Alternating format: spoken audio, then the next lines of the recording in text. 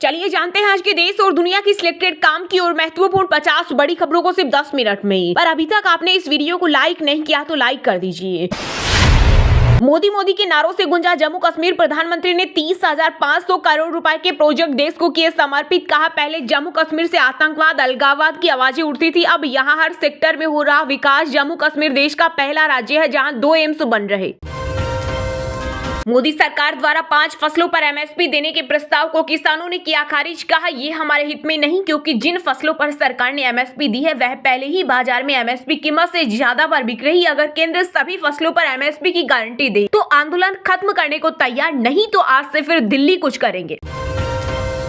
देश में जल्द ही पटरी पर दौड़ेंगी 50 अमृत भारत एक्सप्रेस ट्रेनें। रेल मंत्री अश्विनी वैष्णव ने किया ऐलान। कहा, देश में आधुनिक सुविधाओं से लैस ट्रेनें लोगों को काफी पसंद आ रही। इसे देखते हुए अब 50 नई अमृत भारत ट्रेनें चलाई जाएंगी। अब 10वीं 12वीं के छात्र साल में 2 बार दे सकेंगे बोर्ड परीक्षा। केंद्रीय शिक्षा मंत्री धर्मेंद्र प्रधान ने दी जानकारी। कहा, एकेडमिक सेशन 2025-26 से छात्रों के पास साल में 2 बार 10वीं और 12वीं कक्षा की बोर्ड परीक्षा में बैठने का विकल्प होगा। 22 मार्च से शुरू हो सकता है आईपीएल का 17वां सीजन। आम चुनाव के बावजूद देश में ही होंगे सभी मुकाबले। बीजेपी के 400 सीट जीतने के दावे पर फिरेगा पानी। 2024 में 100 सीट भी क्रॉस नहीं कर पाएगी भाजपा। लोकसभा चुनाव से पहले कांग्रेस अध्यक्ष मल्लिकार्जुन खड़गे का बड़ा दावा। लीगल गारंटी कानून से हमें भटकाने की हो रही कोशिश, लागू हो स्वामीनाथन आयोग की रिपोर्ट। किसान नेताओं की केंद्र से मांग। कहा, हम सरकार से अपील करते हैं कि या तो हमारे मुद्दों का समाधान किया जाए या बैरिकेडिंग से हटाकर हमें शांतिपूर्वक विरोध प्रदर्शन करने के लिए दिल्ली जाने की इजाजत दी जाए। आप नारी शक्ति की बात करते हैं, अब यहाँ दिखाइए। सुप्रीम कोर्ट ने तट रक्षक बल में महिला अधिकारियों को स्थायी कमीशन नहीं दिए जाने को लेकर मोदी सरकार को लगाई फटकार। कहा, महिला सीमाओं की रक्षा कर सकती है तो तटों की रक्षा भी कर सकती है। कंक्रीट बैरिकेडिंग तोड़ने वाली मशीनें लेकर शंभू बॉर्डर पहुंचे किसान। आंसू गैस के गोलों का असर नहीं, बुलेट प्रूफ भी आज दिल्ली कुछ करेंगे। भारत ने फिर दिखाई दरियादिली। गरीबी और भूख से निपटने के लिए आईबीएसए फंड को दिए $10 लाख। यूएन में भारत के स्थायी प्रतिनिधि रुचिरा कंबोज ने यूनेस्को के निदेशक दीमा अल खतीब को सौंपा चेक। राहुल गांधी ने यूपी के युवाओं को शराबी कहने पर खड़ा हुआ विवाद। कहा, यूपी का भविष्य नशे में है। असल में इलेक्शन ईडी ही कराएगा। लोकसभा चुनाव को लेकर जेएमएम नेता सुप्रिया भट्टाचार्य ने बीजेपी पर साधा निशाना। कहा, पहले ही लिखा जा चुका है स्क्रिप्ट, इस बार ईडी ही कराएगा चुनाव। इसका उदाहरण झारखंड में देखने को मिल रहा। देश का किसान बजट पर बोझ नहीं बल्कि जीडीपी ग्रोथ का सूत्रधार। किसानों की एमएसपी मांग को लेकर पीएम मोदी पर जमकर बरसे राहुल गांधी। कांग्रेस से अलग होते ही अखिलेश यादव को लगा बड़ा झटका। स्वामी प्रसाद मौर्य ने छोड़ी समाजवादी पार्टी, एमएलसी पद से भी दिया इस्तीफा। बोले, वैचारिक मतभेद के कारण सपा से हुई अलग। राहुल गांधी को मानहानि केस में मिली राहत। सुल्तानपुर की एमपी एमएलए कोर्ट ने दी बेल। कांग्रेस नेता ने 2018 में कर्नाटक चुनाव के दौरान केंद्रीय गृह मंत्री अमित शाह के खिलाफ दिया था विवादित बयान। पाकिस्तान कनाडा से आ रहा पैसा, दारू पी रहे किसान। दिल्ली की सीमाओं पर विरोध प्रदर्शन की असली अंदाता ने खोली पोल। केंद्रीय गृह मंत्री अमित शाह ने राजस्थान में की लोकसभा चुनाव अभियान की शुरुआत। बीकानेर में कार्यकर्ता सम्मेलन को किया संबोधित। एक दिन में प्रदेश की 9 लोकसभा सीटों को किया कवर। पूरी दुनिया जिस पीएम का सम्मान करती है, हम उसकी बेइज्जती सहन नहीं कर सकते। पीएम मोदी को मिली धमकियों का जिक्र करते हुए किसानों पर भड़के मनिंदरजीत सिंह बिट्टा। बोले, आंदोलन की आड़ में कहीं गड़बड़ी ना हो जाए। मराठा आरक्षण पर महाराष्ट्र की शिंदे सरकार ने 10% रिजर्वेशन देने के प्रस्ताव पर लगाई मुहर। विधानसभा के विशेष सत्र में सर्वसम्मति से हुआ पारित। वहीं सामाजिक कार्यकर्ता मनोज जार्गे बोले, ओबीसी कोटे से आरक्षण नहीं मिला तो आंदोलन और तेज होगा। यूपी के सीएम योगी आदित्यनाथ आज गोरखपुर में लॉन्च करेंगे गीडा की आवासीय टाउनशिप। साथ ही लगभग 250 करोड़ की लागत से स्थापित की जाने वाली 17 विकास परियोजनाओं की भी देंगे सौगात। अगर ईडी को रोक दे और मनी लॉन्ड्रिंग की धारा 45 को खत्म कर दे तो आधी बीजेपी हो जाएगी खाली। दिल्ली के सीएम अरविंद केजरीवाल बोले, शिवराज सिंह चौहान और वसुंधरा राजे जैसे नेता बीजेपी से अलग होकर अपनी नई पार्टी बना लेंगे। जम्मू में अब एम्स भी है और आईआईटी आईआईएम भी है। लोकसभा चुनाव से पहले पीएम मोदी ने जम्मू में सभा कर परिवारवाद पर भी साधा निशाना। कहा, इसका नुकसान हमारे युवा और नौजवान बेटे बेटियां उठा रहे। लंबी लड़ाई के बाद कालाजार रोग से मुक्त हुआ भारत। अगर 10,000 की आबादी पर मरीजों की संख्या 1 से नीचे रहती है तो इस स्थिति को रोग मुक्त माना जाता है। भारत में साल 2023 में 140 करोड़ की आबादी पर केवल 583 मामले दर्ज किए। स्वास्थ्य मंत्रालय ने 15 साल की समीक्षा रिपोर्ट की तैयार। जो पार्टी छोड़कर जाना चाहते हैं वह जाए। एमपी कांग्रेस प्रभारी जितेंद्र सिंह की दो टूक बोले, जो कांग्रेस की नीति रीति नहीं मानता उसके लिए दरवाजे खुले हैं, वह जा सकता है। लद्दाख को पूर्ण राज्य का दर्जा दिलाने समेत कई अन्य मांगों को लेकर सामाजिक कार्यकर्ता सोनम वांगचुक कर सकते हैं आमरण अनशन। बोले, केंद्र सरकार के फैसले का इंतजार, 26 फरवरी को लेंगे आमरण अनशन पर फैसला। कैबिनेट संघ रामलला के दरबार पहुंचे उत्तराखंड के सीएम पुष्कर सिंह धामी। एयरपोर्ट पर फूल बरसाकर किया गया स्वागत। बोले, प्रभु सभी पर कृपा करे, देश का विकास हो। टीवी से ओटीटी तक अपनी एक्टिंग से लोगों के दिलों पर राज करने वाले एक्टर ऋतुराज सिंह का निधन। 60 की उम्र में ली अंतिम सांस। इंडस्ट्री में छाई शोक की लहर।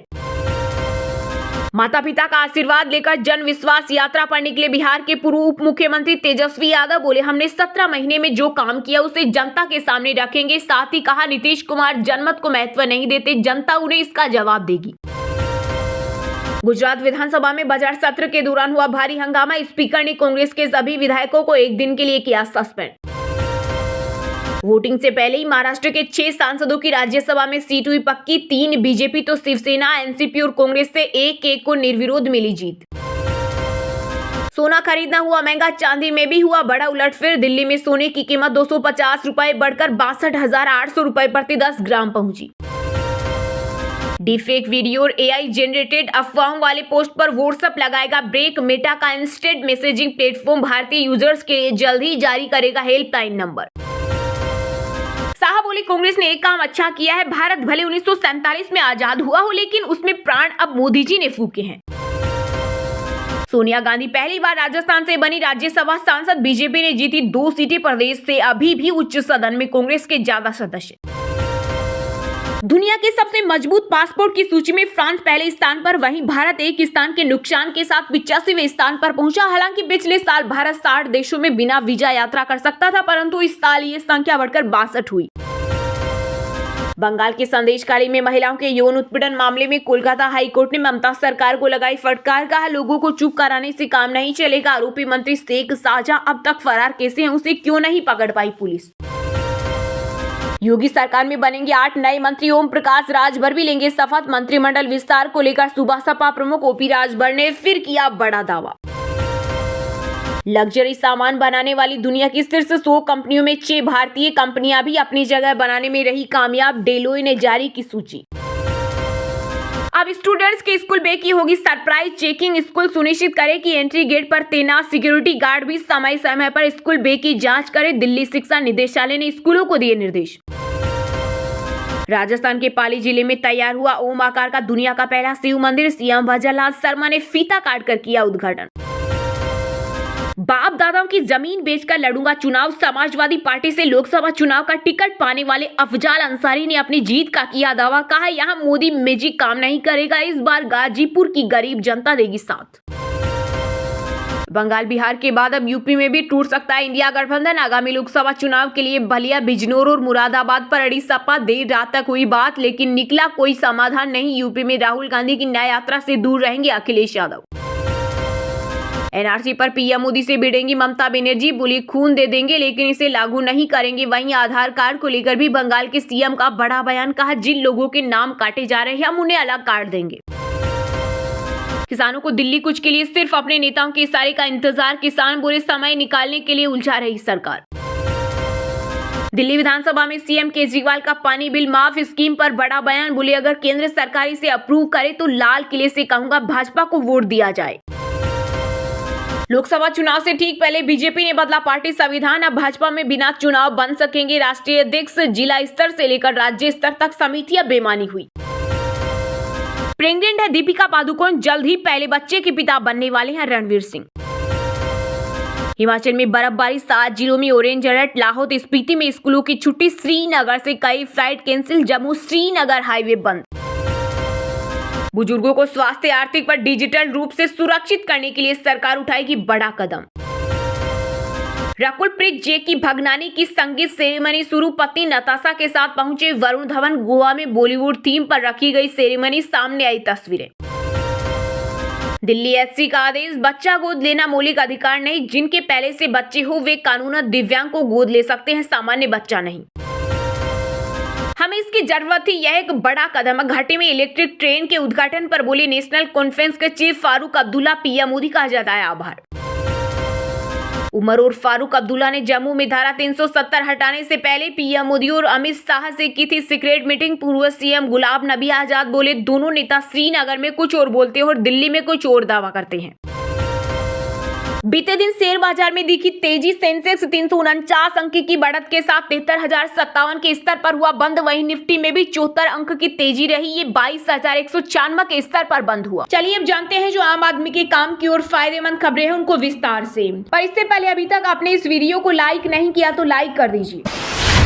मोदी के नारों से गुंजा जम्मू। प्रधानमंत्री ने 30,500 करोड़ रुपए के प्रोजेक्ट देश को किए समर्पित। कहा पहले जम्मू कश्मीर से आतंक अलगाव की खबरें आती थी, अब यहाँ हर सेक्टर में हो रहा विकास। जी हां, पीएम मोदी ने जम्मू में करीब 32,000 करोड़ के प्रोजेक्ट का लोकार्पण और शिलान्यास किया। साथ ही प्रधानमंत्री ने अखिल भारतीय आयुर्विज्ञान संस्थान का उद्घाटन किया। खास बात यह है कि 2019 में इसकी आधारशिला भी पीएम मोदी ने ही रखी थी। वहीं पीएम ने जम्मू एयरपोर्ट के नए टर्मिनल भवन और common user facility petroleum depot की आधारशिला भी रखी। इसके बाद प्रधानमंत्री नरेंद्र मोदी ने जम्मू के मौलाना आजाद स्टेडियम में विशाल रैली को संबोधित किया। इस दौरान मोदी ने कहा पहले जम्मू कश्मीर से आतंकवाद, अलगाववाद की आवाजें उठती थी, अब यहाँ हर सेक्टर में विकास हो रहा है। उन्होंने कहा राज्य में अब 12 मेडिकल कॉलेजें घाटी ट्रेन से जुड़ चुकी है। जम्मू कश्मीर देश का ऐसा राज्य है जहाँ 2 एम्स बन चुके हैं। प्रधानमंत्री ने आगे कहा पहले भारत के एक हिस्से में काम होता था और जम्मू कश्मीर के लोगों को नहीं मिलता था या बहुत देर से मिलता था, लेकिन आज जम्मू एयरपोर्ट के विस्तार पर काम हो रहा है। कश्मीर को कन्याकुमारी से रेल जोड़ने का काम और तेजी से बढ़ गया है। उन्होंने कहा वो दिन दूर नहीं जब जम्मू कश्मीर से ट्रेन में बैठकर लोग पूरे देश के सफर पर निकल जाएंगे। पीएम मोदी ने कहा 10 साल पहले तक शिक्षा और कौशल के क्षेत्र में इस स्तर पर सोचना भी मुश्किल था, लेकिन ये नया भारत है। ये भारत अपनी पीढ़ी को आधुनिक शिक्षा देने के लिए ज्यादा से ज्यादा खर्च करता है। 10 साल में देश में रिकॉर्ड संख्या में स्कूल, कॉलेज और यूनिवर्सिटी निर्माण हुआ। वहीं परिवारवाद को लेकर पीएम ने कहा जम्मू कश्मीर बहुत दशकों तक परिवारवाद की राजनीति का शिकार रहा। ऐसा करने वालों ने हमेशा सिर्फ अपना स्वार्थ देखा, आपके हितों की चिंता नहीं की। उन्होंने कहा अपने परिवार की सोचने वाले लोग कभी आपके परिवार की चिंता नहीं कर सकते।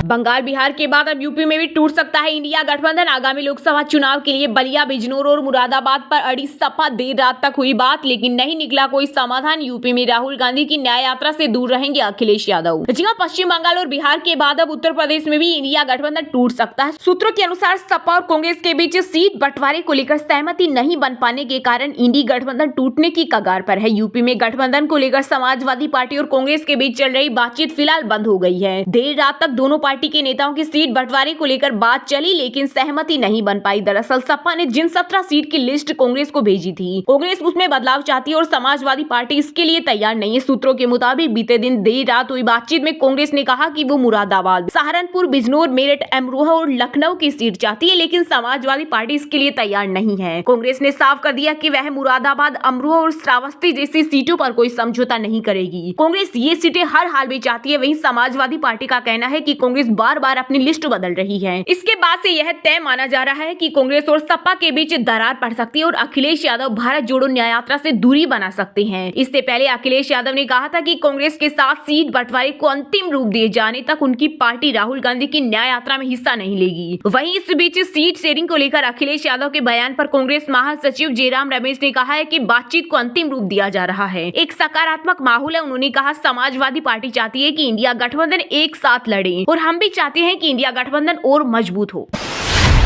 किसानों ने सरकार के 5 फसलों पर एमएसपी देने के प्रस्ताव को किया खारिज। कहा केंद्र सभी फसलों पर एमएसपी की गारंटी दे तो आंदोलन खत्म करने को तैयार, नहीं तो आज से फिर दिल्ली कुछ करेंगे। जी हां, दिल्ली चलो आंदोलन का नेतृत्व कर रहे किसानों द्वारा एमएसपी पर दालों, मक्का और कपास की खरीद के केंद्र के प्रस्ताव को खारिज कर दिया। प्रस्ताव को खारिज करने के कुछ घंटों बाद किसान नेता सरवन सिंह पांडे ने केंद्र सरकार को चेतावनी दी। उन्होंने कहा अब आगे जो भी होगा उसके लिए सरकार जिम्मेदार होगी। वहीं सरकार के साथ वार्ता विफल होने के बाद प्रदर्शनकारी किसानों ने घोषणा की कि वे फिर से दिल्ली तक अपना मार्च जारी रखेंगे। उन्होंने कहा कि सरकार की मंशा बिल्कुल साफ थी, वे हमें किसी भी कीमत पर दिल्ली में प्रवेश नहीं करने देंगे। पंडेर ने कहा, अगर सरकार किसानों के साथ बातचीत से समाधान नहीं निकालना चाहती है तो हमें दिल्ली की ओर मार्च करने की अनुमति दी जानी चाहिए। मार्च को रोकने के लिए पुलिस द्वारा अभूतपूर्व कदम उठाने का जिक्र करते हुए पंडेर ने कहा कि हरियाणा की स्थिति कश्मीर जैसी है। किसान नेता सरवन सिंह ने आगे कहा, जब हम दिल्ली की ओर बढ़े तो आंसू गैस के गोले छोड़े गए, ट्रैक्टरों के टायरों पर गोलियां भी चलाई गई। वहीं डीजीपी हरियाणा ने कहा कि वे किसानों पर आंसू गैस का इस्तेमाल नहीं कर रहे।